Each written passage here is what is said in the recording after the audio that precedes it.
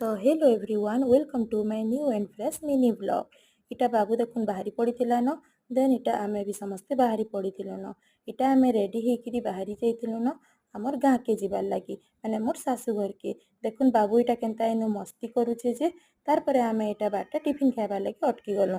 Dhamar tiffin पूरा बहुत tasty लागसी, आउ तार बरा सिंगड़ा भी भल लागसी, आउ तार मिठा भी भल लागसी। इनु इटा आमे दुहे मिसिकी खाई दउछु टिफिन। तापर बाबू इटा इनु खाइमी बेला जे ताहाके टिके मैं बरा खुई दउछे। बराटा होचे तार बहुत फेवरेट। तापर इनु मु इटा मिठा टिके खाई दउछे।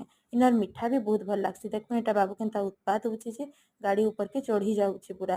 तापर देखुन से दिन पूरा मौसम टा किछि एंता थिला, टिके टिके खरा टिके टिके बादल करूथुला, बहुत बढ़िया थिला। आ बाबू के देखुन इनु केनता उत्पात होचे। इटा गाड़ी रे बसले तार हज हज चालिथिसी।